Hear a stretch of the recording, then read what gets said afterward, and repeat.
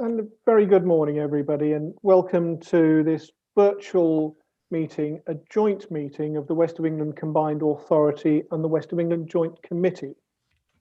Just very quickly introduce everybody who's here today as my colleagues from both of those committees. Delighted to welcome, as I can see people, Councillor Toby Savage, the leader of South Gloucestershire Council, Councillor Dina Romero, the leader of Bath and North East Somerset Council, Councillor Don Davis, leader of North Somerset Council, and Mayor Marvin Rees, Bristol City Council. Professor Steve West, who would normally be with us as the chair of the Local Enterprise Partnership, has sent his apologies. Just before we move on to the main agenda items, may I just mention a few points in connection with today's virtual meeting. The meeting is being broadcast on the WECA YouTube channel. Members and officers are reminded, please, that to assist the sound quality of the broadcast, they should mute their microphones when they're not speaking. We have made arrangements for members of the public to join this meeting to present statements where they have requested to do so. Hopefully this will run smoothly, but just to note that all the statements received have already been circulated and have been read by committee members and are also available to view on the Combined Authorities website. I also just add that should the meeting look as though it's going to run significantly over 2 hours, we're going to propose to take a 10-minute break for everybody's comfort at around about 2-hour point. So thank you all for that. We'll move on now to item 2 on the agenda, which is apologies for absence. Please could we record the apologies from Professor Steve West in his capacity as the Chair of the Local Enterprise Partnership. Otherwise, we note that everybody else is present. Item 3 is declarations of interest. This is where I ask members if they have any interest to declare, and if so, please would they clearly identify which item number on the agenda that is, and the nature of the interest. So members, have we got any interest to declare? I note for the record that there are none, so thank you. The next item is the minutes of the previous meeting. These minutes of both of the joint committees have been circulated. These were the meeting that was held on the 19th of June. Members, are you happy with the minutes, or are there any particular comments you would like to add at this stage? Happy with them, Tim. Thank you very much. And in that case, with everybody's agreement at a later date, I will sign the formal minutes for the record. Thank you very much. Normally at this stage, I'd just like to round up a few of the things that have been happening, but I would like just to also address the times in which we're living and the challenges that we face. But today really is an important step along our road to the region's economic recovery. And today we'll be publishing our ambitious plans devised by our task force that set out how we'll rebuild business, protect and secure well-paid jobs, and help to renew our region while making sure that everyone in our communities has the opportunity to share in our future success. Builds on the package of measures we've already announced during the last 6 months to help our residents and businesses deal with this unprecedented situation. Publication of the plan marks the beginning of that next stage of our road to recovery, but I think it's really important that we all remain aware of the challenges that are on the horizon, and we must not ignore these, and we've all got to work together, not just as the council leaders, but as all of our businesses and residents in the region. So please, we mustn't be complacent about the rules that are in place to protect us all and stem the rise of the outbreaks of the virus in our region. Please, it's vital that we all keep our distance, we wear masks, washing our hands is vital for us to keep the virus at bay so that we can focus on the recovery and future prosperity that we all want to see. And this is very much a challenge that faces every single one of us across the region. Our recovery plans that we're going to be looking at are about a recovery that builds on the strengths of our region, protects jobs and incomes. But it's also a recovery that renews our economy, making it greener and more resilient, so that as we emerge stronger and we're able to build on the progress that we've made in recent years. And that is something I know we're all very passionate about, in agreement with. And that's why our recovery plan is published today alongside our climate emergency plan. These two pieces of work really do need to be joined up to provide both the opportunities for us to seize the new initiatives and to make sure that we really do build back better and cut our emissions. Again, something I know we're all committed to do. So both plans support the significant investment that we're committed to across innovation, public transport, cycling and walking, supporting businesses, residents' transition to low carbon ways of doing things.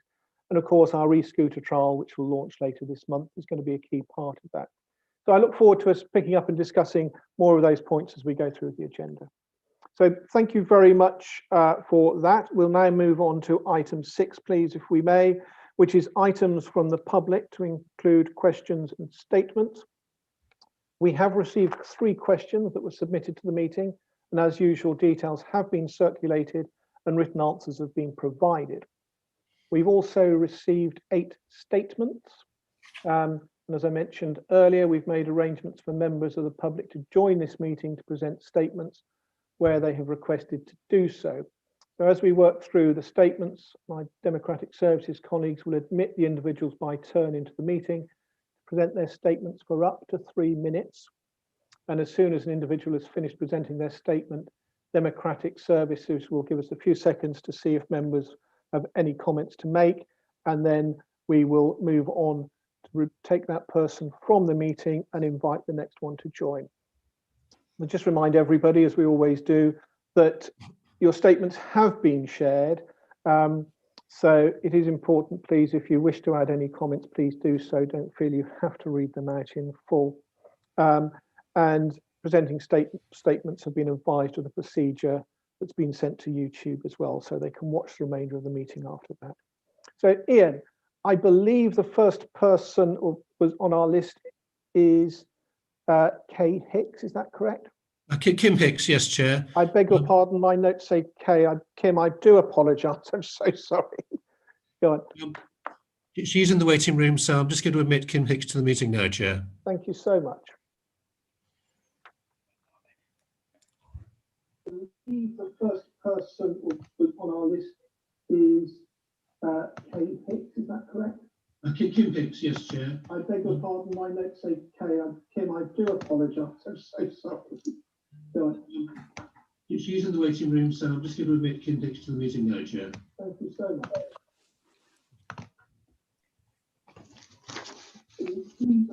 A very warm welcome. My apologies that I didn't double check your Christian name.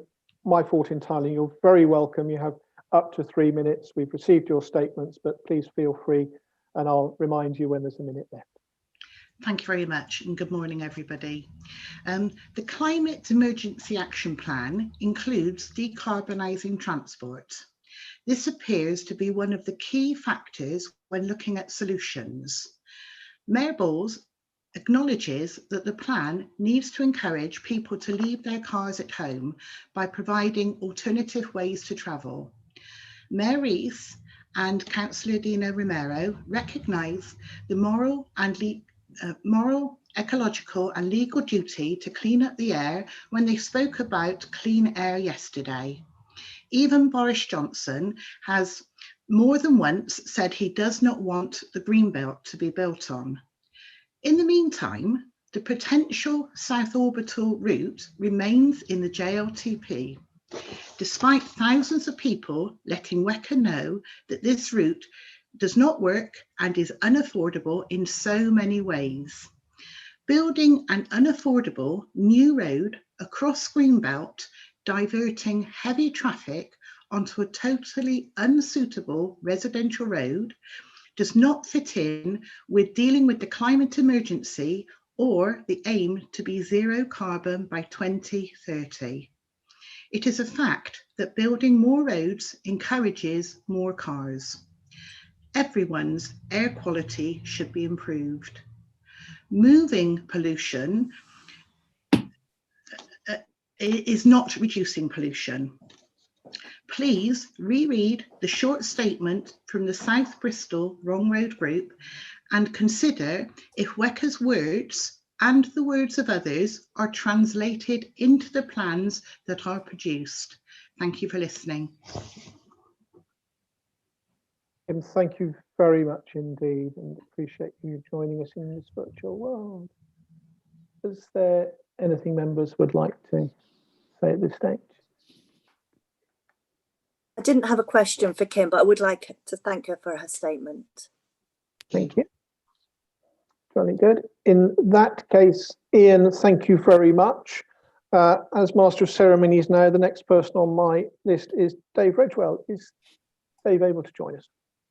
Yes, David's in the waiting room, so I'm just going to admit him to the meeting, Chair.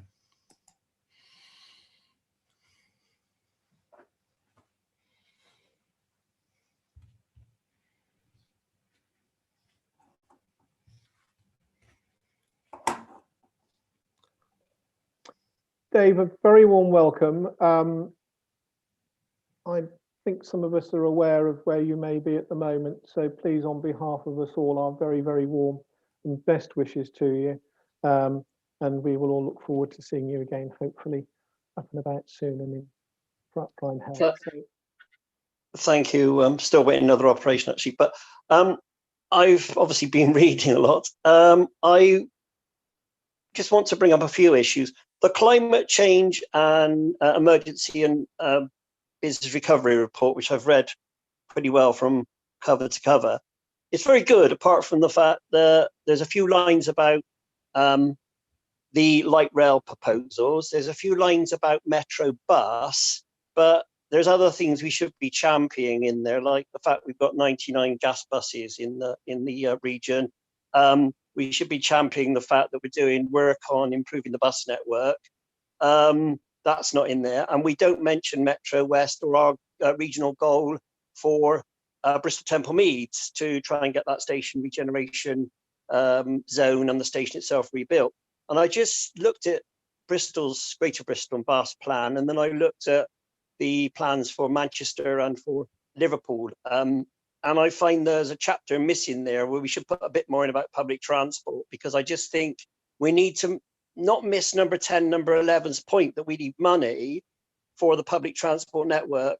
And of course, I'm sure number 10 would say North Somerset Council needs to join this organisation. I keep saying that, but so that's the point there. The reason I'm so keen to also see a bus review in East and South Bristol, and this is not the network that James Freeman runs. These are the non-commercial network, the supported network. Peter Mann's done a very good job in putting a new network in yourself in North Bristol, and that's a brand new network which actually runs quite late and actually links Parkway, Southmead, Avonmouth, Severn Beach and Employment. That network's much better than what we used to have with Bristol and South Gloucester councils. We need to do the same in East Bristol, look across that council boundary, just say it doesn't exist, and then plan that bus network of supported services. And we're doing some very silly things in South Bristol where we avoid Whitchurch because it's in Baines, we don't go to Keynsham, but we zip round Brislington or we zip round Stockwood. And with some real sense about thinking about those supported routes, some real work, we could probably produce a much better bus service. One more minute, Dave. Okay, and the other thing I wanted to raise was obviously COVID marshals and safety. I see Toby's got a series of them now in South Gloucestershire, and Gloucestershire County Council's now got them as well. I'm just saying these need to be rolled out in Bath, rolled out in Bristol, because we're still seeing people not wearing face masks, not doing sensible things at bus stations, and particularly in the evenings when students get on buses in Bath and don't wear masks. Having COVID marshals around would be a very, very sensible solution. And finally, on Cribbs Causeway bus station, I was very shocked to be told that we still have out-of-date passenger information on it, and there's no safety notices. So perhaps an audit of I know it's not owned by WECA or by Brit or by South Gloss, but we need to talk to the owners of Cribbs Causeway shopping centre and make sure both there and Asda there's some really sensible information for the travelling public. I welcome the ongoing work at WECA. As I say, I just would love to see more staff go from Bristol, South Gloucestershire and North Somerset joining. They shouldn't be working for the unitaries now. They should be working for WECA and for the mayor. It's absolutely clear that needs to happen, and we need to set up a railway executive for WECA very, very quickly. Thank you. Dave, thank you very much. And thank you for sort of reiterating that work that's going on around Metro West, especially, and how that will help transform the region. So thank you again for that. Christina, was there anything or anybody else would you like to just make any comments quickly? Yes, I had two comments. It's lovely to see you, David. It's nice to see you yesterday as well. And yes, my two questions, well, actually one's a comment and one's a question. So the comment is that we in Bath and North East Somerset are working with Wiltshire on a number of schemes around traffic and mitigating the sort of the amount of traffic that comes in to Bath and North East Somerset from the east particularly. But one question I have is, do you have access to different information to me? Because I think this is the second time that I've received a statement from you where you talk about Mendip District Council merging with Bath and North East Somerset. I may have different information. I attended before my third operation, I attended a Zoom meeting of Somerset County Council, and at that County Council meeting, there was a conversation with a number of councillors about what options are best for Mendip, and there was a dividing discussion. Some of them wanted to go in with South Somerset District Council, which is one of the options. Jacob Rees-Mogg obviously wants to put the whole Somerset county region into a discussion with government. Obviously, Somerset's written to the minister asking them to abolish themselves and become some sort of different unitary. But there are people at Mendip who are very keen. They feel they look north towards Bath, and they feel they look to Bath and Bristol, and they don't look to rural Somerset. So it's pretty urban in Shepton Mallet and places like Frome and places like Wells, Glastonbury Street. And they look towards Western. So there's probably a discussion to be had both at WECA and at Baines with the leadership and the councillors on Mendip. Dave, thank you very much. Dean, I hope that picks that up, but I think that is a question for Somerset. I'll carry up. Yes, I'll pick that up later on. Thank you. Thank you. Thank you. Dave, thank you again. Unless anybody else had any comments, lovely to see you. Take care. See you soon. Thanks, Dave. Ian, in that case, please, the next person on my list is Christina. Is Christina with us? Christina, please. Yes, she is. I'm just admitting her to the room now, Chair.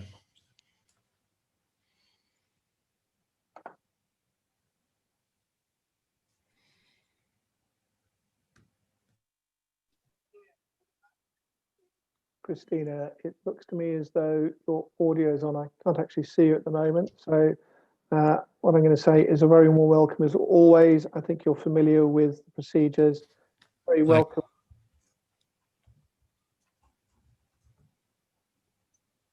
Hi. Christina, hello.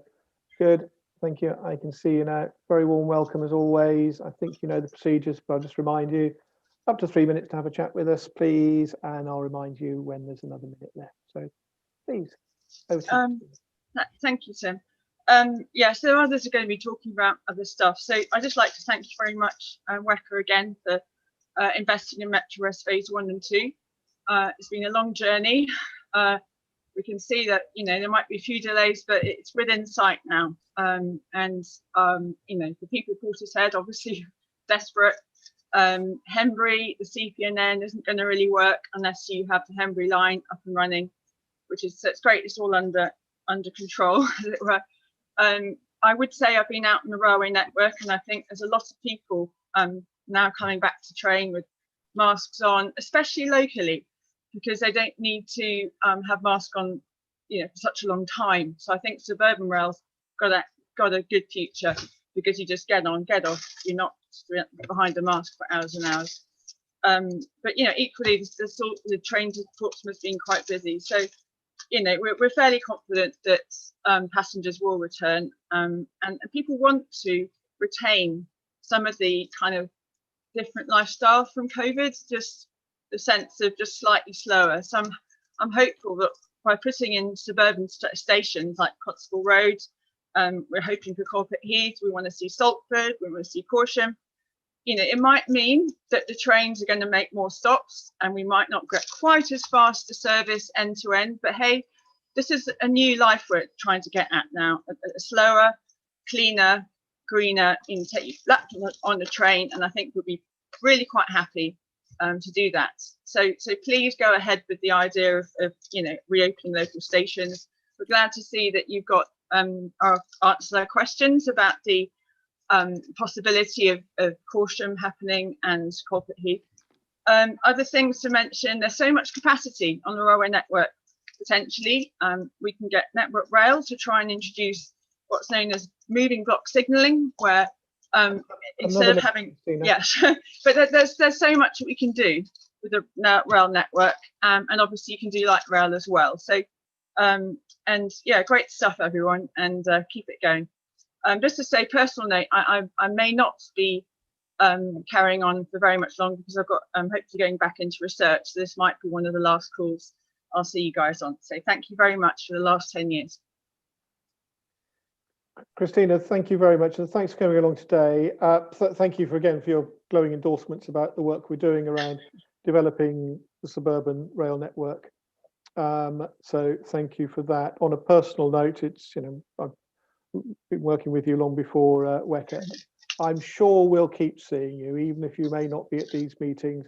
I'm sure we'll still be able to see you out and about. So thank you for everything you've been doing in championing our suburban rail ambitions, and take care and stay safe, and look forward to seeing you again soon. Thanks, Christina. Wonderful. Ian, the next person that you've got on my list that you've given me is Councillor Foda. Is he with us?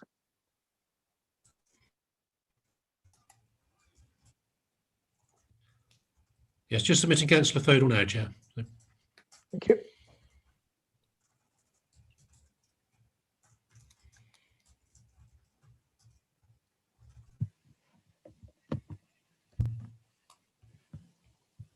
Hello, Martin. I think you're familiar with, I can see you and hear you now, so welcome as always. I think you know the procedures. Very welcome to talk to us for up to 3 minutes, and if you don't mind, I'll remind you when there's a minute left. So as always, over to you, sir. Thanks very much indeed, and hello again this morning. So my statement is on the Climate Emergency Action Plan, which is obviously linked to the recovery in the aftermath of COVID on your agenda, quite rightly.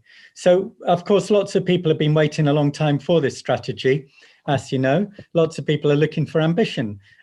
This is one of the leading regions in the country for the challenge of taking climate emergency action, both political campaigning and the technical expertise and innovation that comes from this region. So we're lucky in both respects, I believe. And we were hoping the prolonged lead-in time has allowed for a comprehensive approach to be put in place, because we've been waiting to see action of a sufficient scale calibrated to deliver what is actually needed. And of course, in an emergency, lots of action is needed. So we're looking for action across the whole range of the combined authority and the Joint Committee's responsibilities. Now, a number of those things are documented, but I'm not convinced that they're calibrated at the scale to deliver.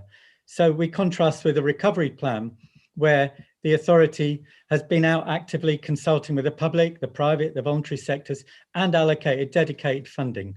So my question is, where's the targeted large-scale investment in tackling climate breakdown and adaptation in keeping with a COVID recovery?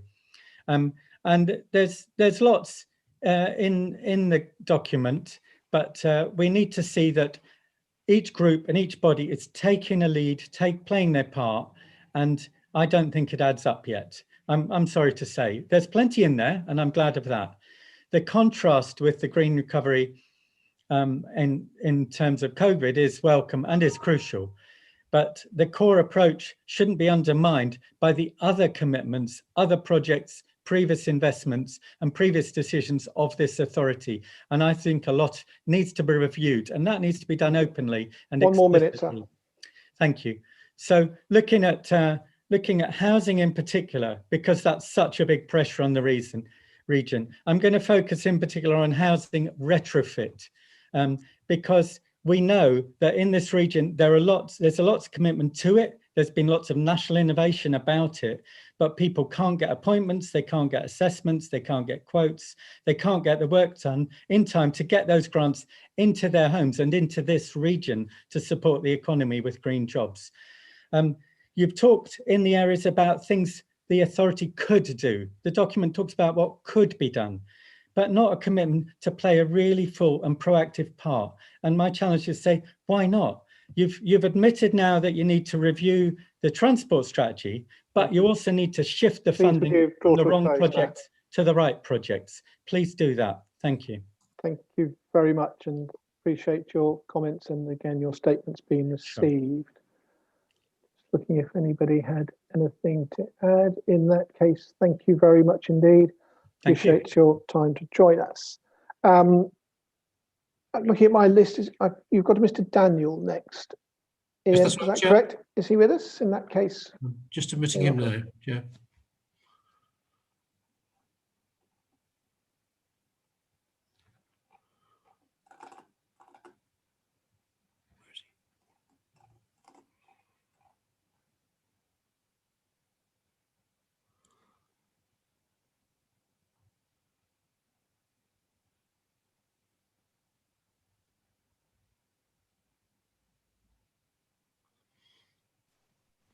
Can you see me? I was waiting till I could. At the moment we can't, but we can hear. I can now see you, sir. Hello, good, thank you. Thank you. Very warm welcome. I'll just remind you that you're very welcome to talk to the committee for up to 3 minutes, and I'll remind you when 2 minutes have lapsed. Okay, thank you. I would like to suggest that Bath and Bristol join the growing list of cities and city regions that are investing in trams and light rail. These are following the lead of cities around Europe and the world. These are cities at the forefront of taking action on climate change, on encouraging healthy and active citizens, and are highly productive regions. Cities like Ghent, and I did send a link to a video which I hope you've watched at a previous meeting. I sent it and I sent it again, so hopefully you've seen it. Ghent has created low traffic neighbourhoods, has high levels of cycling and walking, and has an extensive tram network. In the UK, the number of cities that have reintroduced trams is growing. Manchester, Birmingham, Croydon, 8 in all. And they have been found to be so successful and popular that there is a clamour for extension and expansion of the routes. One of the reasons for this has been shown that trams actually get motorists out of their cars. 30% of passengers on the Croydon system have transferred from cars to use their trams. This cannot be said of buses. Now, this is not to say that we are against buses in any way. We want to see an extensive bus network, but with a backbone of trams, feeding into the trams, the buses. So why trams? Modern trams are sexy and sleek. Here is a picture of a tram in Seville. It's a modern tram in the historic centre of Seville.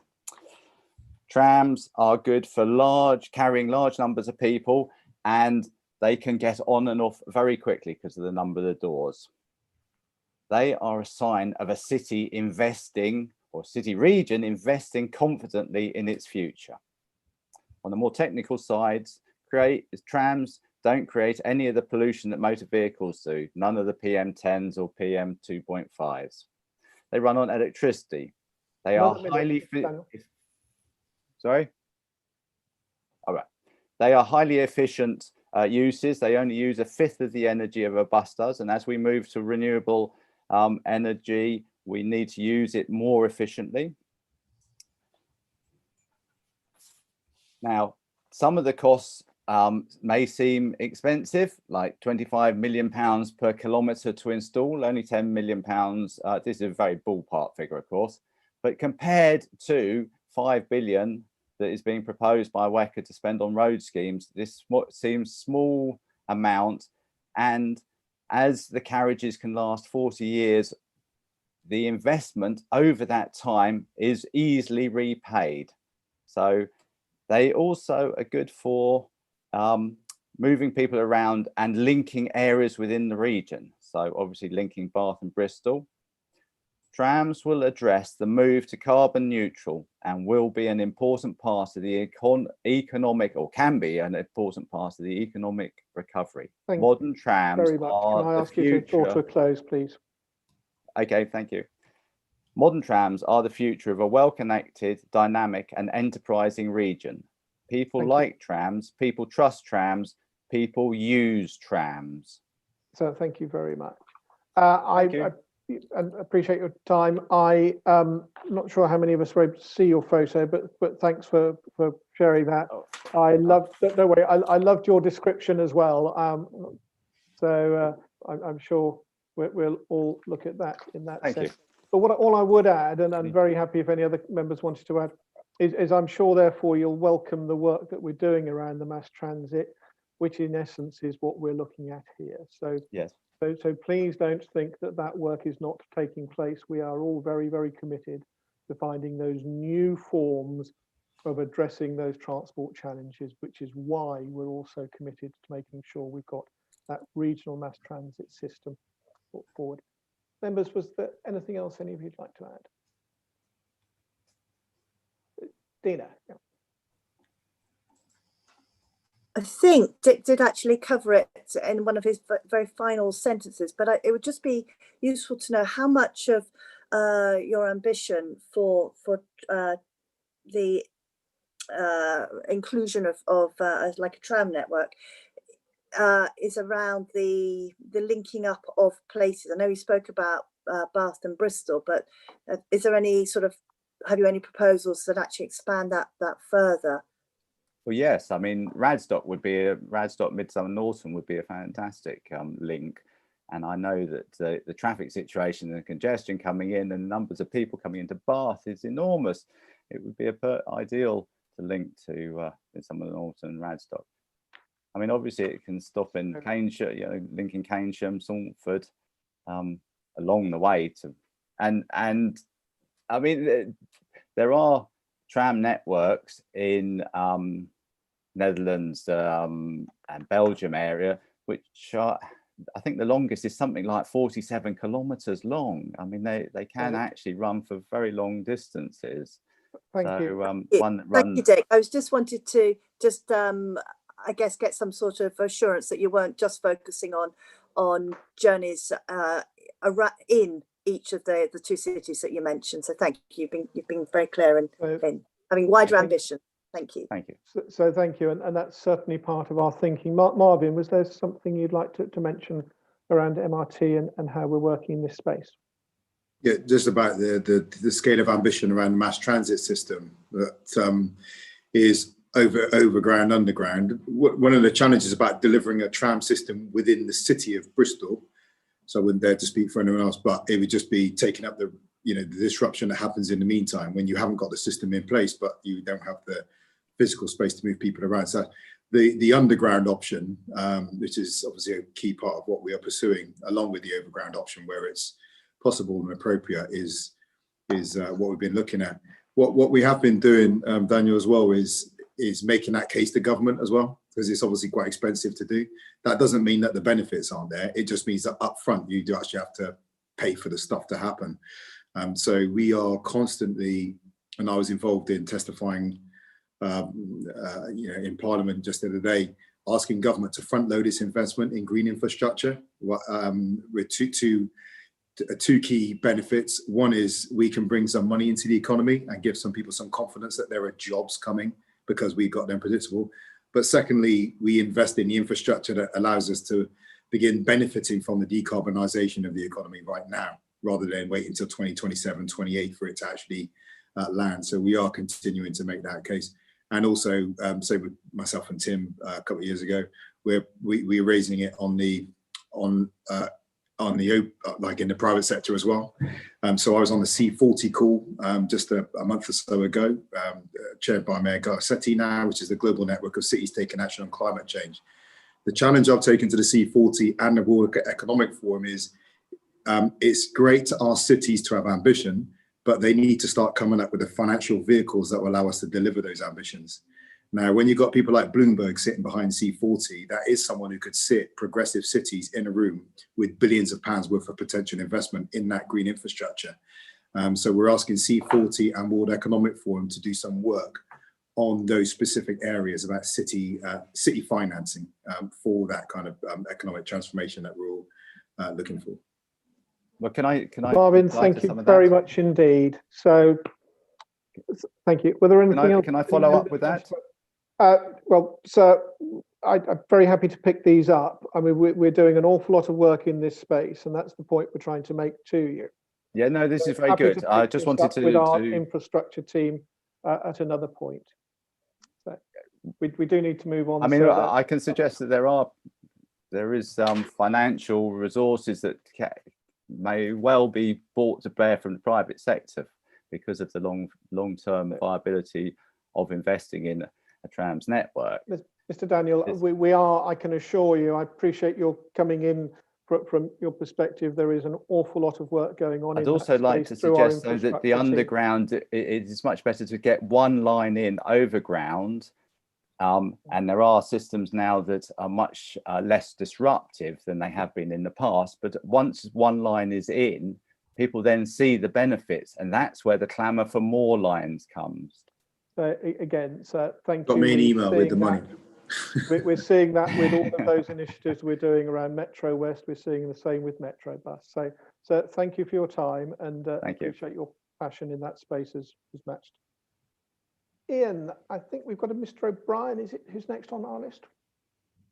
I don't think Mr. O'Brien is with us, Chair, but Councillor Sarah Warren is with us, statement number 8. So I'll admit Councillor Warren. Thank you. In that case, yes, please, if you would.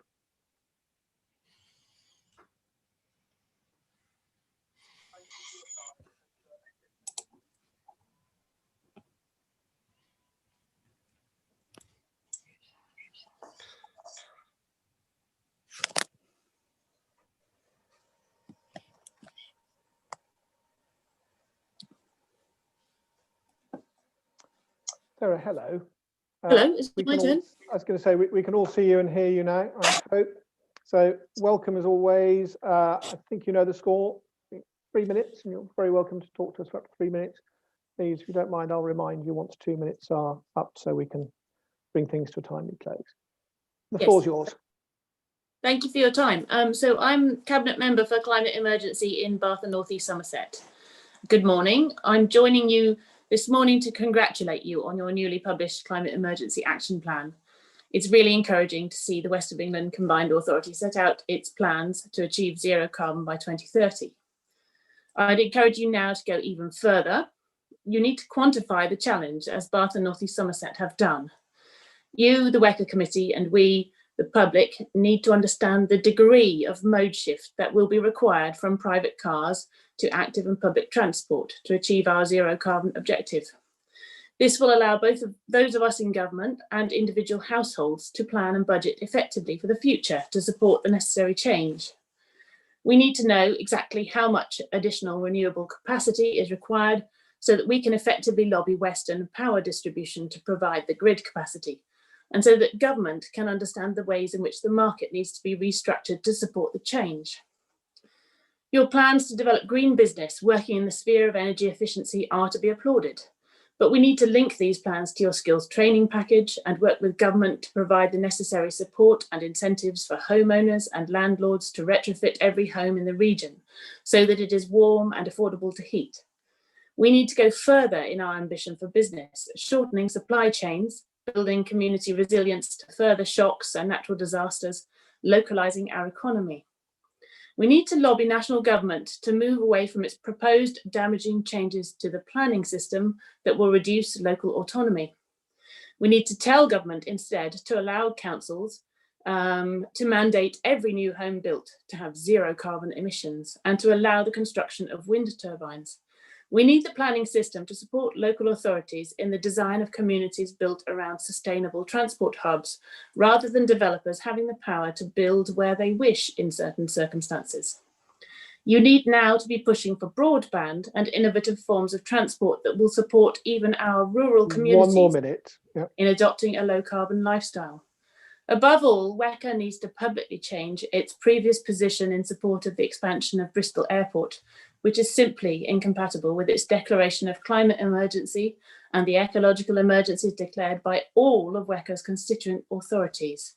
The pandemic has damaged the air transport industry, And whilst this has very sadly led to job losses, it presents an opportunity to restructure our local economy away from highly carbon emitting fields and into new sectors. We need to adopt lower carbon forms of tourism and travel. Thank you very much for your time. Thank you very much, Councillor. As always, you're very welcome. Just looking if there are any other comments. No.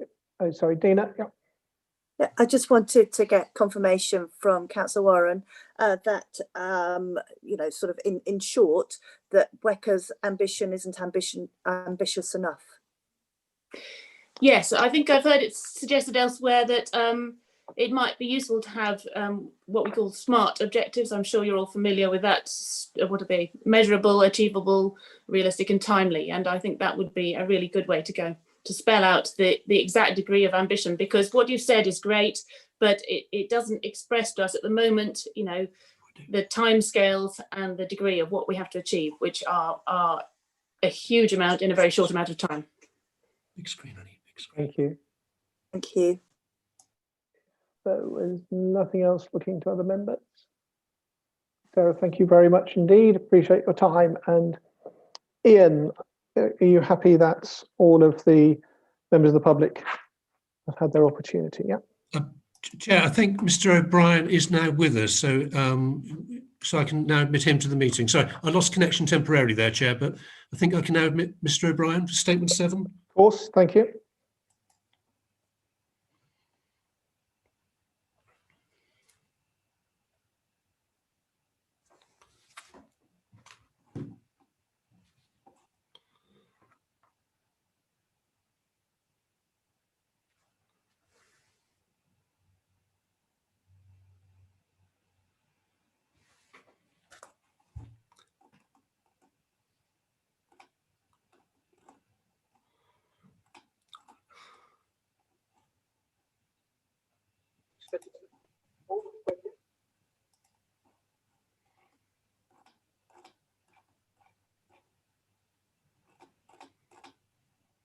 Ian, could you confirm that the icon I can see is Mr. O'Brien? Yes, BEC admin is Mr. O'Brien. He emailed me to confirm that was him. So thank you. Slight hesitation, Thank you. I just wanted to ensure when we've got different names appearing. Mr. O'Brien, can you hear us and see us, please? Yes. Thank you. In that case, you're very welcome. Just to remind you, you're very welcome to talk to us for up to 3 minutes, and I'll remind you when you have a minute left. So, floor's yours, sir. Okay, thank you. Yeah, this is a joint statement from Transport for Greater Bristol and Zero West.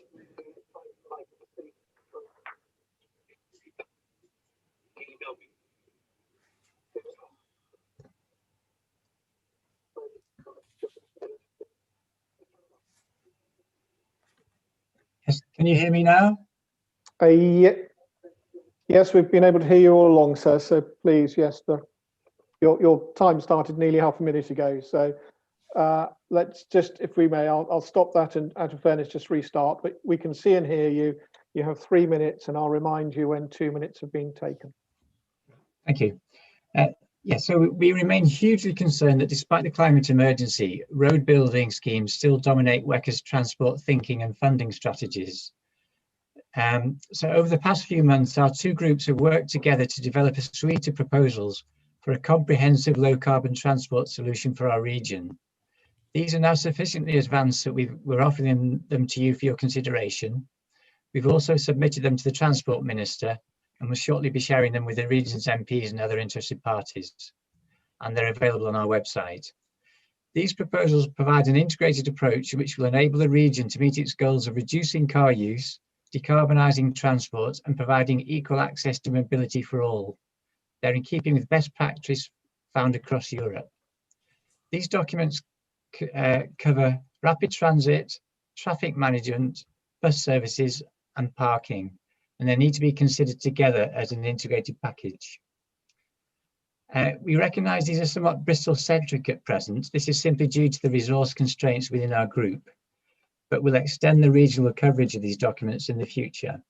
But I'm personally, based in South Gloucestershire, so I'm very focused on making this a West of England thing rather than just a Bristol thing. But you will see that these plans do include all 4 areas of the West of England, the 4 authorities involved in that. The notional price tag of the rapid transit plan in our proposal is 3.2 billion. This bears comparison with the road schemes in the WECA budget. Our plans present a more cost-effective transport solution than the proposed road improvements, while also benefiting the community through greater connectivity and property value uplift. We encourage you to reconsider investment in road building projects in favour of urban rapid transit systems. You have 1 minute left, sir. Thank you. This will lead to significant returns on monetary and social investments. We're at an absolutely critical point on climate change. We all know how long transport infrastructure takes to implement. We have to make the right decisions now.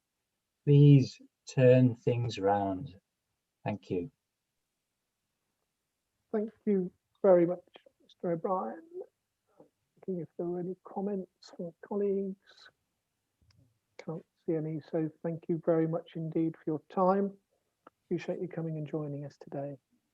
So, Ian, if you're happy now in terms of your organisation, thank you very much, and thank you to everybody who submitted their statements and all of those that you were able to join us. Please note that your statements will be noted where they relate to the agenda items by members, I'm sure, and be taken into account by committee. So thank you all very much indeed. So that will take us neatly on to item 7, petitions from committee members. Were there any petitions any members wished to submit? I note for the record that there are not, so thank you very much. In that case, the next item on the agenda were comments from the Chairman of the Local Enterprise Partnership. We've already given Professor Steve West apologies, as he can't be able to join us today due to his other commitments. A statement has been submitted, it's been shared by members, so if members are happy, I don't propose reading that out, but we've all been able to note it. What I would like to do is thank both Steve and all the members of the LEP for the work they do, both part of the LEP and some of them have worked tirelessly on part of our task force. So I'd like us just to record our thanks to them in the minutes. And in that case, we will move on to item 8. And beg your pardon, item 9, I'm jumping ahead. And that's to welcome the chair of our Overview and Scrutiny Commission, Councillor Clark. Thank you. You've provided a statement to us, but very welcome as always if you'd like to talk to us for a couple of minutes. Floor's yours, sir. Yeah, thank you, Mayor Bowles.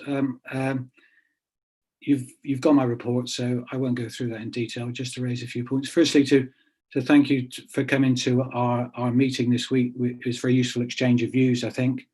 It's really helpful for us to understand more of the context about the COVID recovery plan and the climate emergency action plan. Also, thanks to officers who've helped us over this period with great clarity and patience, I would say. So that's been great. Thank you. So, looking at the COVID recovery plan, I mean, this is a very ambitious plan, and we applaud that ambition. We understand the difficulties that we face as a region. We think it's great that the local authorities and businesses can work together on this plan, and we support the ambitions and the objectives of it very much. Climate emergency plan, likewise, we really welcome the fact that this is with us. We think it's a very clear plan. It's very well structured. It's ambitious again. Net zero by 2030. That's a very clear ambition, and it's in line with the other authorities in the area, obviously. It's fair to say that we had perhaps a few more issues around the climate emergency plan. And the main one has been raised by somebody already, really, which is it's crucial that we have measurable goals. Somebody mentioned SMART goals, and I think that's right. If you haven't got those, it's hard to know during the course of the plan whether you're being successful or not. And there was a lack of specific measurable objectives within the plan, which we would have expected to see. I think 18 months into this process, and this being called an action plan, I think we would have expected to see more of those. We agreed that there needs to be a clear link with the evidence base and the plans and projects going forward. So the local industrial strategy clearly needs to be linked into this, and I'm sure it will be. The next GLTP, I mean, somebody's talked about road building. Clearly, it felt like the last GLTP was a sort of interim document, if you like. And I know you've told us before that actually the money that's been spent has largely been spent on sustainable transport. So that's important. Future investment in sustainable jobs and transport. This is obviously very important. We agree with the COVID recovery plan that the region has got real strengths around low carbon industries. Hydrogen is specifically mentioned, but other low carbon technologies as well. So we need to ensure that our growth post-COVID, and I think this is picked up, but I think we need to state it as often as we can, our growth post-COVID leads to both economic and environmental benefits. And those two aren't mutually exclusive in any way. And there's a lot of opportunities. There's a lot of money to be made from environmental technologies. And I think this region is well placed to make that money, or to make the most of those opportunities. We looked at the investment fund. We had a presentation by Malcolm about the investment fund, which is very helpful. We note that there's headroom in that investment fund, and that there's going to be a creation of a development infrastructure fund. We note and applaud the fact that this money will largely be used to unlock other key projects, and we support that. Lastly, WECA and North Somerset. I mean, WECA has always been a bit like a jigsaw with a missing piece, really. And we would very much encourage the leaders and the members and the decision makers to invite North Somerset to join us in WECA and to facilitate that process as much as they can. We very much support that, and we would very much welcome them into the fold. I think that's it, unless anybody's got any questions. Councillor, thank you very much indeed. Appreciate your time and the members as well. Were there any comments from members? No. In that case, thank you very much indeed, Stephen. Appreciate your time joining us. Thanks. As always, and good. In that case, please we'll move on to item 10, a standing item, which is comments from the Combined Authority boards. And just to remind everybody, we have 4 specific boards that meet regularly, respectively dealing with planning and housing as one item, transport, business, and the 4th board is around skills, and they're attended by all the relevant cabinet members and executive members, portfolio holders from all of the councils. Those comments have been included within our meeting today, so they will be taken into consideration, and thank you to everybody who works on that level. That will take us on now to item 11. And this is the Regional COVID Response and Recovery Plan and Climate Emergency Plan. And this very much, as we tried to touch on earlier, sets out the context around so much of today's meeting, sets out our response to the pandemic, that makes clear our intention to seize the opportunity to pursue a green recovery as we move forward. So today we're looking to endorse the Regional Recovery Plan developed by the Recovery Task Force and approval of the Regional Climate Emergency Action Plan. I know members will all be very keen to comment, but just in terms of introduction from myself, as chair of the Regional Recovery Task Force, I'd like to express my thanks to everybody who's been involved in this work. Huge amount of work's gone on, really vital that we're doing this better, very much an evidence-based plan, which is before us today. And that work's been developed by locals from industry, from education, from across our communities and our councils. And in fact, over 180 individuals and organisations from all sectors have been involved. And the ambition is very much about rebuilding business, getting residents back to work, strengthening inclusion and supporting a green recovery, whilst we also focus on renewing our places across all of the region. And the action plan, the climate emergency action plan, is an intrinsic part of that recovery, which is why these papers have been presented for approval together.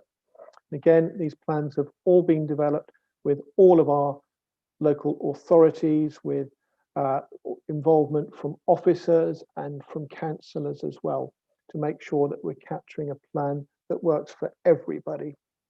So very important piece of work coming up, and that sets out the 5 challenges and details of the scale of the challenge that are faced in the actions that we've been taking so far. And I think it's important to realise that an awful lot of work is already going on, and we've heard some of that already. But each year a report on the progress against these actions as set out in the 5 challenge areas will be produced in line with WECA's monitoring and evaluation framework. So now very much a time for us to come together as a team across the west of England to make these things into a reality, to make sure that we can see how our residents across the region are going to benefit as we work together. So I'm very happy to move the recommendations as set out in the report. Here we have recommendations that will be voted and endorsed by both the WECA committee and the joint committee. So I'm really keen to find a seconder, please, for those. Could I look for a seconder, please? Somebody indicate. Toby, thank you. So members and Shazia, as Toby is a member of both the combined authority and the joint committee, are you happy on that basis that Toby is effectively technically seconding both sets of pieces? Thank you. I'd really like to open this up now to members, please, to get your thoughts. Very happy, if you like, to take you as I can see you and invite you individually if you have any comments. So as at the moment I can see Toby, Dina, Don and Marvin in that order. For the sake of simplicity, perhaps we could do that. Toby, any thoughts or comments, please, before we move to the votes recommendation? Thank you, Chair. I'd really like to welcome the work that's been done on both documents before us today, the recovery plan and then the climate emergency action plan. That's an intrinsic part. And the role that each of the authorities and our partners and stakeholders have played in developing them. In the regional context, these themes mirror many of the key work streams that we're each undertaking at a local level, and that's certainly the case in South Gloucestershire. Clearly, we face a challenge that continues to change on a weekly or even daily basis, and actions will need to remain agile and flexible. In South Gloucestershire, we're working to support each of our communities, launching Thrive campaigns in our high streets and working closely with WECA to tailor our business support. Our town centres and high streets can be a real focus for renewed investment in business and skills, providing learning and flexible working spaces as people rely even more on their local neighbourhoods and services within those. And I see the investment funding that is identified later in our agenda as making a real contribution to the rejuvenation of our high streets. This week, our Cabinet approved the publication of our new council plan from 2020 to 2024, and that equally recognises these key themes and our priorities in the context of tackling the pandemic, delivering against our climate emergency targets, tackling the inequality gap and providing equality of opportunity for all of our residents, and above all delivering value for money. So I think the recovery plan is a really good example of where WECA is adding significant value to what we are achieving at the local level and providing some coordinated messages that we can all promote. So very happy to support the item today. Toby, thank you very much indeed. Appreciate your comments there. Tina, any thoughts you'd like to add? Thank you, Tim. Yeah, whilst we will support, we will agree to this being approved. I think, there's much more work that still could be being done. So there's a couple of areas I just want to highlight. One is around those groups that, are underrepresented, and how can we engage better with those groups? So there's still some work to be done around that, about inclusion, and similarly, even the way that the report is presented, could be improved. So the layout of that, may still be difficult to to read for some. So I was wondered, how do we have anybody who actually, casts an eye over our reports, just to, just to see, how, are there any groups that might be disadvantaged by the way that perhaps we write our reports? So that was the first point about being properly inclusive, but also with a little bit of an eye on equalities as well. And then my next point is about being ambitious, and I think this has come up a few times, certainly the public statements that were made, where they were talking about the climate emergency action plan.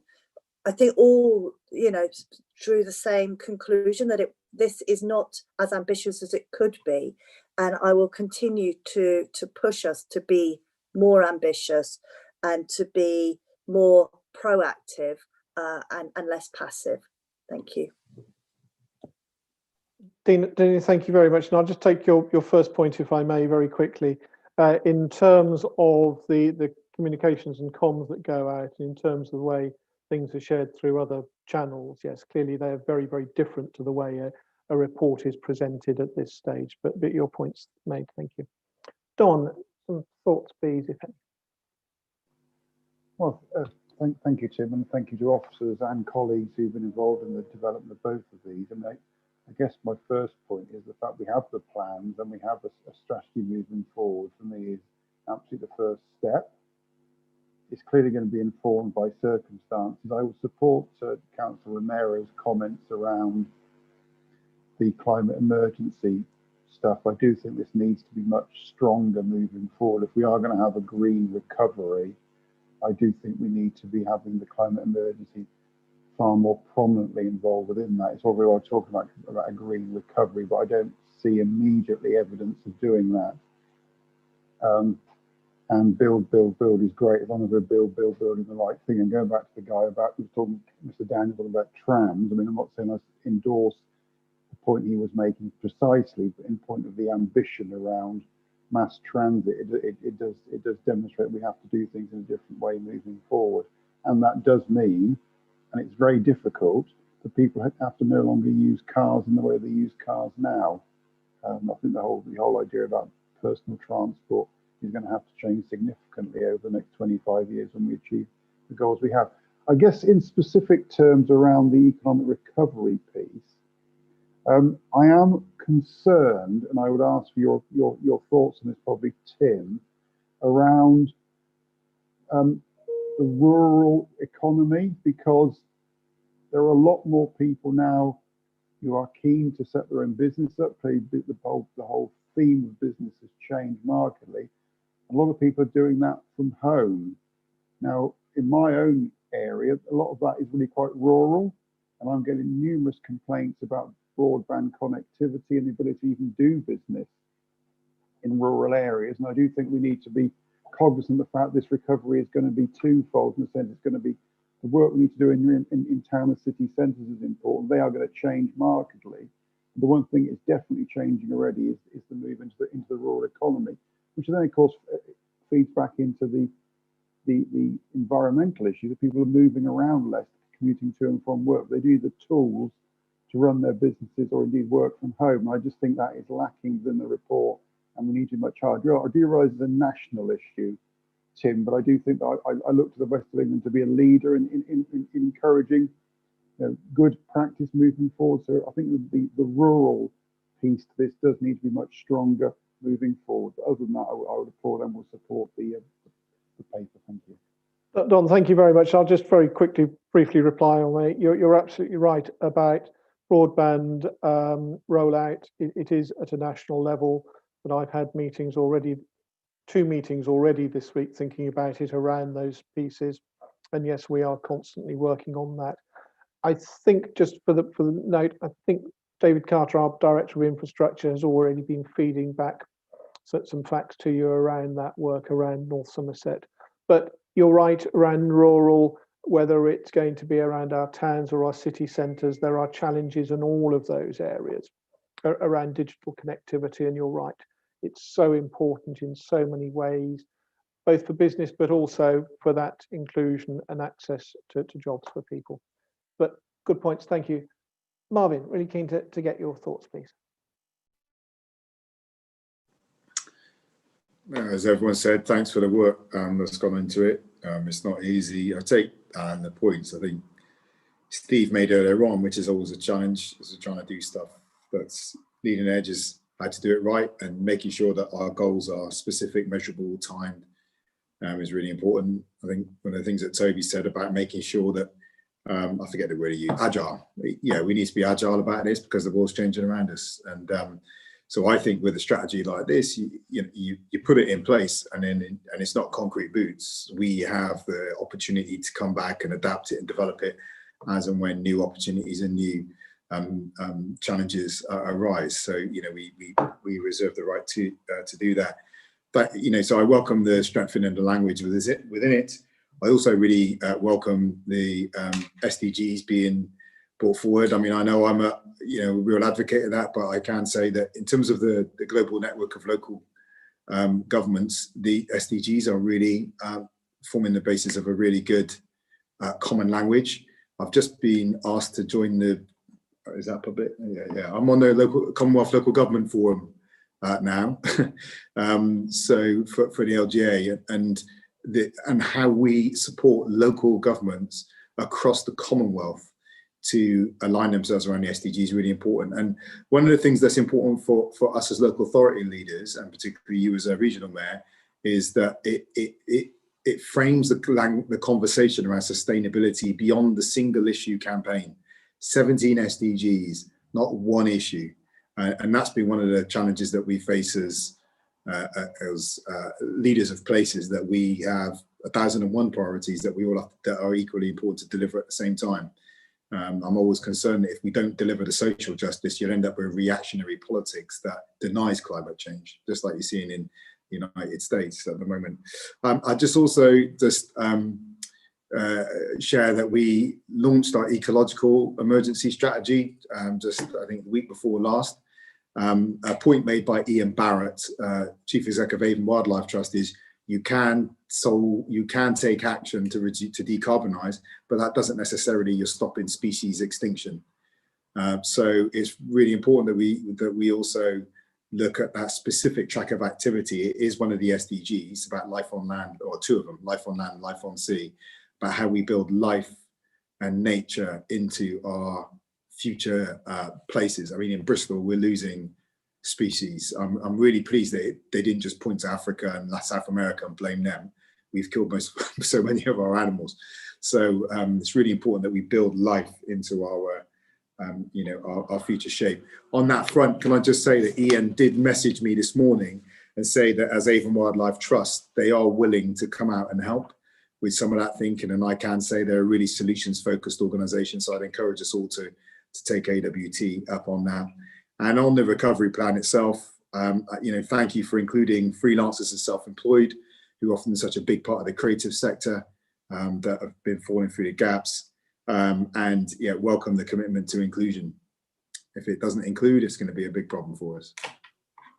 Marvin, thank you very much. We touched earlier on how many people have been involved and so many different organisations and groups. But I can see colleagues on the call who will have noted the point about AWT. So we will take that on board. And again, going back to really what you touched on, and Dina's, this is very much a report to committee about a policy document, but the way that we will share this and articulate this in terms of the public will be very different. So thank you all for your input and thoughts there. So we'll now move to the voting, if we may. So in terms of the combined authority members, we have two recommendations. They both have the same voting requirements. So if members are happy, I'd look to take both recommendations 1 and 2 together and ask the members of the constituent councils and myself to indicate if they are approving those recommendations. Please, would you indicate if you are? I think we're very happy to see just a hand raised to that effect. Thank you very much. Shazia, I note that everybody indicated that they were, so we'll take those as approved. And then please, the next 2 items are for the joint committee members. So that's for everybody, including Don. So again, if members are happy, can we take the 2 of them together? I'd ask us all again to indicate, please, if we are all happy with those recommendations. And I note for the record, Shazia, I can see that. So in that case, we will take those as approved. So I'm just going to look to members now. They were asking, would you like to take a short break at this stage, or would you like to move on? I can see Marvin suggest asking if we do. So members, are you happy if we just take a short break for 10 minutes? Ian, are you happy in terms of managing that? Yeah. Yes, if people want, if they're not leaving the meeting, if they could please mute their microphones and turn their cameras off, Chair. Perfect. So I will look to you to remind me when 10 minutes are up, though I will look at my thing as well. Thank you.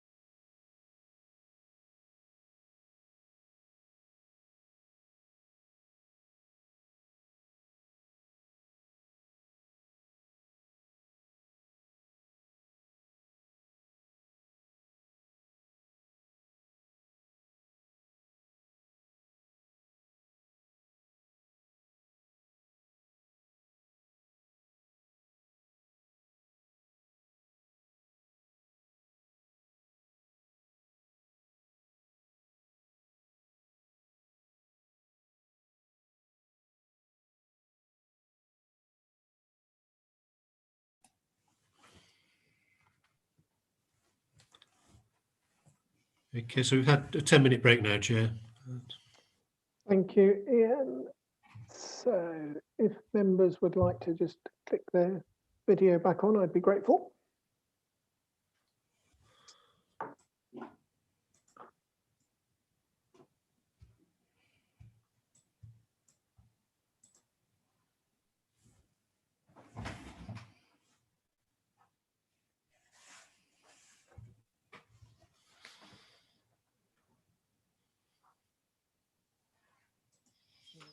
Just looking forward to Marvin joining us. And there we are. Miracles of modern times. Wonderful. Well, welcome back, everybody. I hope we're all a little more comfortable and very keen that we now move on to item 12 on the agenda, which is the Local Enterprise Partnership and Invest Bristol and Bath Budget Outturn Report for April to June 2020. Just 1 or 2 points on that. We can see from the LEP forecast revenue outturn, this shows that outturn to the end of June. Highlights spends there and a forecast underspent of 80,000, mainly due to Treasury management surpluses and the timing of the grant between financial years. And it also sends out in Appendix 2, Invest Bristol and Bath's revenue outturn positions for 2021. And again, shows that's a surplus there of 88,000 at the year end. And that surplus relates to Business and Skills Directorate recharge costs being split over more projects than had originally budgeted due to the new funding from government. So this will result in a lower recharge to IBB. Whilst there are no particular formal decisions for us to make, and we're being asked to note both of those recommendations, members, was there anything you'd like to speak to this report? If so, please just indicate. No, in that case for, oh, Marvin, I beg your pardon. Yeah, over to you, mate. Tim, very quickly, it'd just be nice to get a bit of feedback on IBB, get a bit of a report on that underspending, what's been going on. Of course, I know there'll be lots of details there, but we'll happily share them up to you. Stephen, I know we'll take that action and action that accordingly. And Don. Yeah, I appreciate this is on a regional basis, Tim, but it would be valuable if we could know in due course the impact across all the 4 authority areas of IBB. I appreciate the spend does spread for a variety of reasons, but it'd be interesting to know where the actual investment was being attracted to. Of course, Don, I know again that there is a lot of detailed information there that sits in Stephen's directorate, which I see. My understanding is that's shared, especially through your economic development managers, but we'll make sure that that feeds through to yourself as well. It does get discussed. And perhaps the members of the public as well, who essentially it's their money we're spending, isn't it? So I think it'd be useful if they saw the spread of, especially within these post-COVID, hopefully times in which people are going to be more spread, and how we are attracting business to it to help the people of Radstock, Kingswood and Nailsea just as much as Central Bristol. And again, very good points. I mean, I'm always pleased. I mean, we are still receiving very positive inquiries through IBB for businesses, both nationally and internationally, who are looking to invest here. Tina, is there anything you'd like to add? Just my support for that request, actually. I think it would be really helpful to have a paper that comes to this public committee so that the public also can see, you know, what is being done with, you know, what amounts to their money. Thank you. And as I say, there is a lot of good news in there, so I think it's a great idea, and we'll ask our teams to work that up, both to share it through to mayors and leaders, but also for some public information. Thank you. And on that basis, we were asked just to formally note those 2 recommendations. So on that basis, we will move on now to item 13, which is the Local Enterprise Partnership One Front Door Funding Programme. And again, this is the latest report there. Lots of good highlights in there. We can see proposals for use of £13.7 million getting building fund, which we've secured from government, supporting capital projects for benefit regions recovery. Appreciate Minister's work in that to support what work we've been doing there. There'll be projects around Cambridge Town Centre, enabling work at Bath Quays, the umbrella test bed in South Gloucestershire, Emerson's Green local transport enhancement, improvements to 4018 corridor, Western General Stores, and the really important Portway Park and Ride stations. So lots of positive news in there. The report also seeks approval for the full business case for Temple Quarter enabling works, with an allocation of £32 million to deliver infrastructure to enable the development of significant new office space, residential units, hotel, conference centre, and much more public realm investment. And certainly we all see that, I know, is very much a regional flagship project that I know everybody here has been very supportive of to date. And finally, the report seeks approval of a delegation to the Combined Authorities Chief Executive in conjunction with the South West Left Chief Execs to take forward the Green Homes Grant as announced in the Chancellor's Summer Economic Update back in July. And this is part of a national green recovery programme from which the South West Energy Hub is likely to receive a grant allocation of between 40 to 55 million. And this will help low-income households improve the energy efficiency of their homes.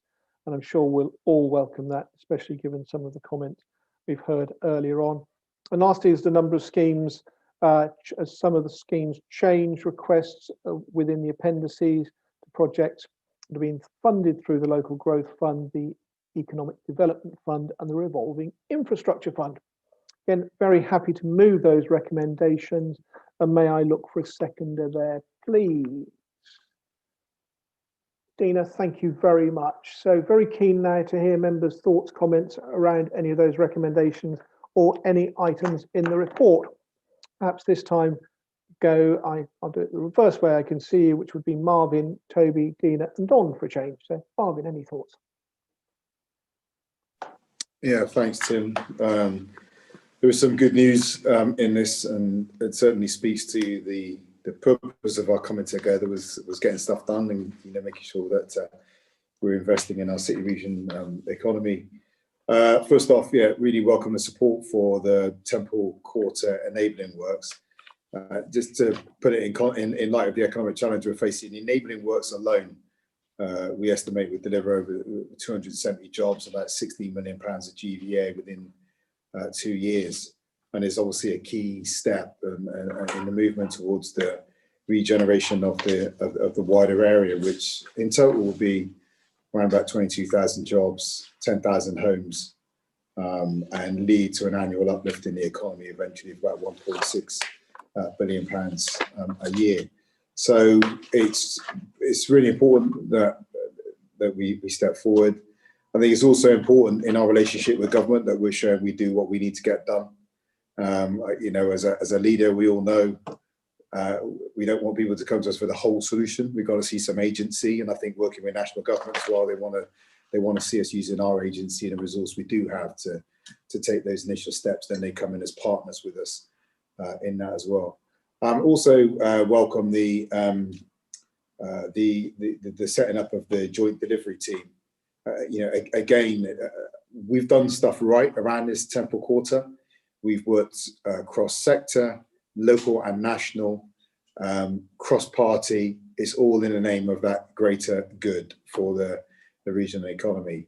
And again, the establishment of a team confirms again with government that we're serious about what we do, and that we're driving forward on delivery, both for the good of the region, but for the good of the national economy as well.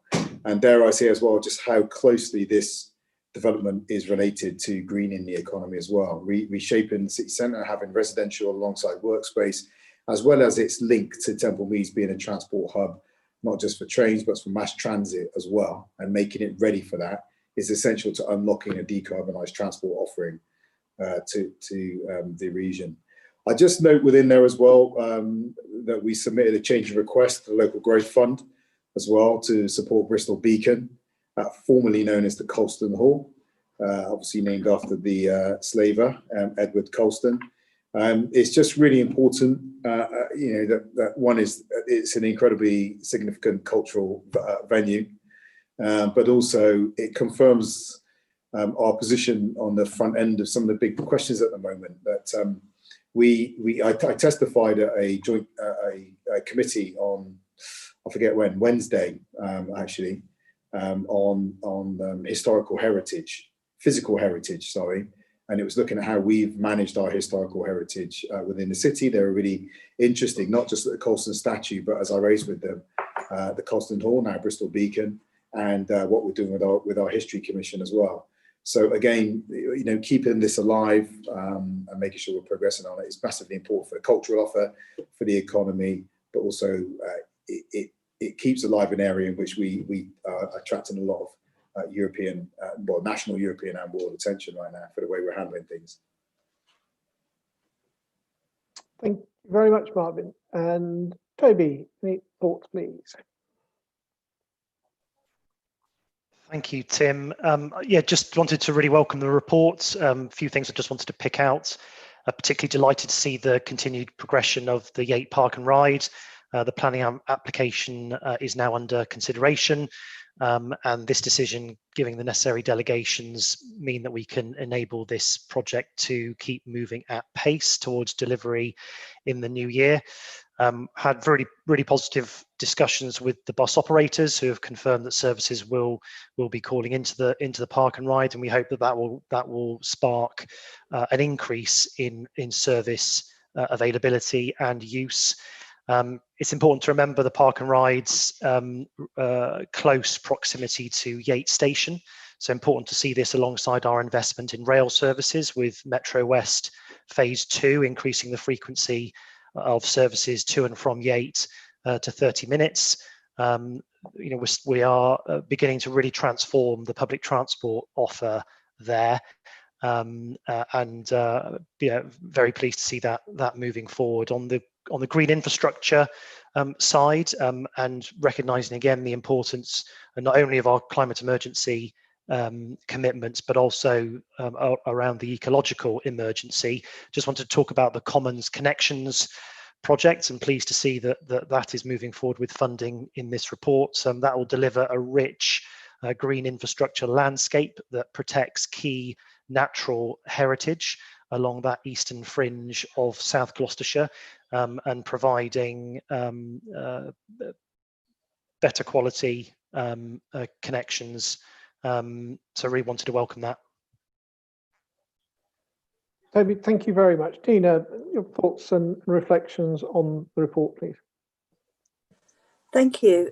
So I think reflecting on the point that Marvin made to start with about the purpose of this committee is about getting things done, and it's getting things done across the region. So I think it's really important that we're able to demonstrate how investing in, for example, Temple Quarter impacts on the wider region.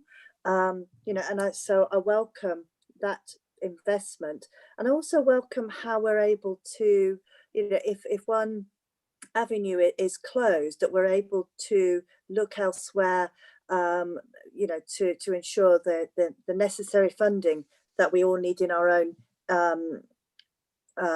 you know, our own regions as well. And one example I'd give is how, for example, the Keynsham Town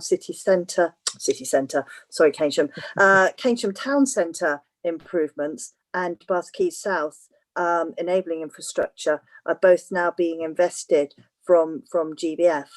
And I also think that the Southwest Energy Hub Green Homes grant strikes me as being a positive development, and so I look forward to further updates on how that is distributed as well. And I would make a plea about how we ensure that grants are distributed equally and equitably, to ensure that those in the greatest need actually are receive that. One of the dangers obviously is that those who are more able often are more successful in access to such funds. Thank you. Dina, thank you very much, and appreciate your comments there. Don, some reflections or thoughts from you?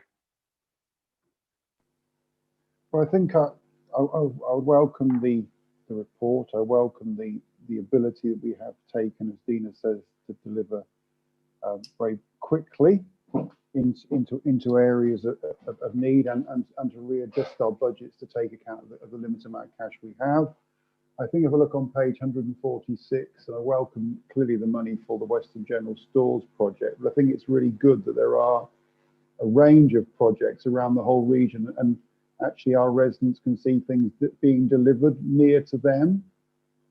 I think from the credibility of the whole regional approach, it does need to be local delivery just as much as larger projects, because that's what people see. I mean, Toby's just intimated some things around Yate, which will be really valuable to the residents of South Gloucestershire, and address some of the issues around Yate Town Centre, which we've seen in the newspaper only today. And the same applies in my own area with the Western General Stores. So I'm really pleased with this, and I'm more than happy to endorse it. Thank you all, and thank you for colleagues in our team in making sure the distribution of cash is being done in a very sensible and forthright way. And also echo Dino's points around the green economy and the helping those in need to reduce their energy bills and clearly to reduce carbon dioxide generation. So thank you. Wonderful, Don. Thank you very much indeed, and appreciate all your comments. And again, to echo Don's point, the lots of work that goes on across all of the authorities in this space. So can we move now to the voting? I note, and if members are happy, that we have two separate voting procedures here. I note that items 1, 3 and 5 have the same voting provision. So if members would be happy, can we take those on block? And if so, please would you all indicate if you're in favour of recommendations 1, 3 and 5 to start with firstly. Thank you. Shazia, I note that everybody has indicated that's the case. And for items 2 and 4, again, we have separate voting arrangements there. So may I ask the mayors and leaders of each of the councils to indicate if they are in favour of recommendations 2 and 4, please. Thank you. Shazia, I note that everybody has indicated in favour. So if you are happy with that, thank you very much. All those recommendations have been agreed. And at this point, Don, you're very, very welcome to stay with us. You know, you're always welcome. Appreciate we're going on to an item specifically around WECA, but please, as always, you're welcome to stay with us if you would like to. Lovely. So item 14 now presents the latest revenue budget financial outturn information for the combined authority and mayoral budget for this financial year. Small underspend of £11,000 is forecast in relation to the mayoral fund, as set out in Appendix 1, and also in relation to this fund, a contribution of £396,000 will be made to an earmarked reserve in line with budget to meet the estimated costs of the combined authority mayoral election in next year. And in terms of the combined authority's revenue budget, a net surplus of £565,000 is forecast, as set out in Appendix 2, which is due to higher income received from cash balances. And the report sets out various transport grants received from the government to support local bus operators through the COVID period, and also proposes that we should approve the continuation of paying concessionary fares in line with budgeted profile to local transport providers to the 31st of December of this year, and also to community transport providers to meet the current service contract. That last element for me is very important, please. Very keen that we're all able to approve that. Again, very happy to move the recommendations, noting that items 1 and 2 are for noting only, but may I look please for a seconder for those recommendations? Thank you, Toby. Therefore, I'd like to encourage members if there's anything they'd like to speak to in terms of the report or the items. So perhaps if I can go Dina, Toby and Marvin in this order. Dina. To be honest, I don't think I've got anything I'd like to raise. You know, I think it's obviously a very well prepared report. It's clear that the budget is well managed, and so I'd like to thank our officers for for doing all of that work. Thank you. Tina, thank you very much. Toby, any comments you'd like to make? Not from me on this item. Thank you. And Marvin, any thoughts or comments to add? Just two things. One is we welcome the continuation of concessionary fare payments, and we need to keep that under review, particularly as we face increasingly challenging economic circumstances when we think about people's physical exclusion from the economy as well. And we welcome the small budget increase in the adult education budget as well, which could be incredibly important for some people as we go into this incredibly challenging time. So thank you all. Thank you. And in that case, we'll just move to the voting. As I've just touched on, item 1 and 2 are for noting only. If members are happy, I'd propose that we take items 3, 4 and 5 on block. So may I ask members to indicate if they are in favour of those recommendations, please. And Shazia, I note for the record that all members have indicated that they're in favour of those recommendations. If you are happy, thank you. We'll now move to item 15, the investment fund. Through lots of discussions with our authorities and very careful ongoing considerations being given to the deliverability of and the priorities within our current £350 million investment programme, especially in response to COVID-19 and the challenges that we face. So today's report sets out that we've managed to identify £32.2 million of headroom in the programme to 2022-23, and detailed proposals for the reallocation of this funding will be presented at December's committee meeting. Some of the funding will be used to create a development infrastructure fund following the model of our land acquisition fund, and could support both housing and economic development infrastructure. It's also planned to increase the allocation for the land acquisition fund itself, given this is proving to be a really valuable funding model. I'm really pleased to see that work's taking place to identify suitable proposals for the fund.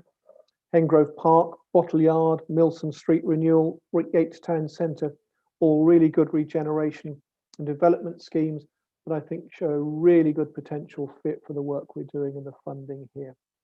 We'll also be looking to increase the Regional Recovery Fund to £9.4 million, and this will enable us to support our recovery plan actions to create a £2 million digital skills investment programme, improve our investment into the high streets, creating a renewal catalyst fund. Will also help fund phase 2 of the local carbon challenge fund. We'll develop a small business resilience grant programme, a third of which will be ring-fenced for cultural and creative businesses, and a COVID-19 community recovery fund to support disadvantaged communities to find innovative solutions to improve access to employment. And really pleased that the report also seeks approval for the full business case for the South Bristol workspace, awarding £2.7 million to that work. And we're asked to approve the Reboot West full business case and award £720,000, subject to match funding being secured. And just a reminder that that project will provide long-term support of at least 2 years to enable young care leavers to secure sustained employment, education or training. Again, I'm very happy to move those recommendations, noting that item 1 is purely for noting. May I look for a seconder for those, please? Toby, thank you very much. Members, very keen to get your thoughts around both the elements within the recommendation and any other items within there. So perhaps we go this time, Marvin, Tony, Dina, to reverse the order we're asking. So Marvin. Again, it's really welcome to set up this, this investment pot. Just stressing our need really to be ready to move. So, the element of items being shovel ready, but also meeting the scale of the economic challenge and opportunity that we need to be confronting. So the particular items, Hengrove and Bottle Yard. Hengrove's hugely significant to the whole city region, 1,400 homes, 30% affordable with green space, new school places, highways improvements, is a huge part of us meeting our housing challenges in the face of our housing crisis. And Bottle Yard as well is massively significant. That was the existence of Bottle Yard was a huge part of our attractiveness to Channel 4, and that is a momentum that we're going to need to continue pursuing, taking advantage of in the future. So that unlocking that potential, continuing to develop it, is going to be hugely significant. Really welcome the business and the South Bristol workspace as well, bringing job opportunities. We know South Bristol historically as a whole, there are patches within it that are prospering, but as a whole, it's a part of our regional economy has been left behind, and so investing in opportunity down there is critically important, not just for the name of social justice, but also social stability, ultimately. And yeah, Reboot West, again, incredibly welcome. This is really supporting care leavers, but they're not just care leavers from Bristol, they're care leavers from across the patch, many of whom then move to Bristol. So the need to support some of the most vulnerable young people in the region into work is essential, both for their life chances and for the integrity of our whole city region. So thanks for all the work that's been done on this again. Marvin, thank you very much. Toby, any reflections, comments, please? Thank you, Tim. I think a few of the various of these projects have been reflected on earlier parts of the agenda, so I don't intend to repeat my comments around Yate Park and Ride and green infrastructure. So just some new points I'd wanted to make then. Really welcome the proposed expansion of the low carbon challenge fund program. I think we've got some really good business examples that where local firms have benefited from the first phase, and that's companies like TVNet Limited and Pentagon Sport within South Gloucestershire, and look forward to many other businesses benefiting from that program as we seek to extend it. I also wanted to echo Marvin's comments around Reboot West. We've got an ambitious care leavers offer in South Gloucestershire, and very keen to work with our partners. 1625 independent people do incredible work with Reboot West and other aspects of supporting care leavers across the region. So it's great to be able to continue that partnership, working with them and the Social Investor Bridges Fund Management. I'd also wanted to welcome funding to support Umbrella, which is the industrial Internet of Things testbed that supports that wider South Gloucestershire tech arc that stretches across that northern fringe of South Gloucestershire, and so important for the digital needs of existing firms and future businesses that we want to locate to us and provide more jobs.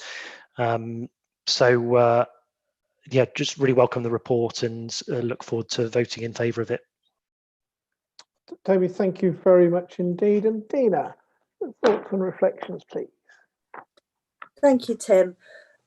Yeah, I think one of the things I think is really helpful is to see how some of the other projects that have come up because of the circumstances in which we find ourselves, there is a place that we can do things more quickly, and I know that with any organisation, sometimes the speed of work sometimes prevents or at least reduces how effective measures can be. So I really welcome this potential investment in Milsom Street and also in the Somerdale Bridge, as well as in the land assembly and renewable energy infrastructure that we've spoken out elsewhere as well. One thing I would say, though, it's interesting because I know there's also been conversations, not entirely public conversations perhaps, but about park and rides and the naming of things. And, you know, I know there's been some commentary about whether park and rides could be relabeled as something else to encourage people to think about different forms of transport. And so, you know, it'll be interesting to see how those sorts of discussions progress in the future. But I'm aware that's a little bit aside, you know, talking about the distribution of the money itself. But I just thought it was worth just mentioning as well. Anyway, thank you, and we will be supporting this paper. Dina, thank you very much, and thank you all for your very positive comments there. So if we could move to the voting now, I note that item, or beg your pardon, recommendation 1 is for noting. So we'll consider that duly noted. Charles, yeah, it looks to me as though the rest of the recommendations, i.e. numbers 2 through to number 8, have the same voting arrangements. So again, if members are happy, I propose we take those en bloc.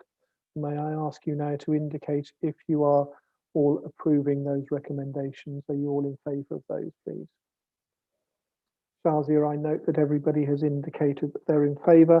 I see you nodding that that is all in line and technically agreed. So thank you very much indeed.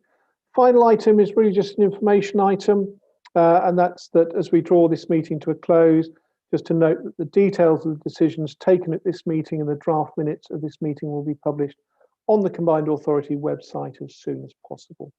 And that just remains for me to bring the meeting to the close. I thank everybody who's been involved in putting this together, both within our Democratic Services team, and a special thank you to Ian Hurd, who is managing to master the virtual world in which we meet, but also to all of the other officers throughout the Combined Authority, but very much a big thank you to all of the officers and teams in our councils who work so well to bring all these things together. So on that note, thank you very much indeed. My clock on my phone in front of me says it's 12:21. So if we're happy, we'll declare that the meeting's closed at 12:21, and thank you again for your time. Please take care and stay safe, everybody, and thanks for all the work you do. Bye-bye. Thank you.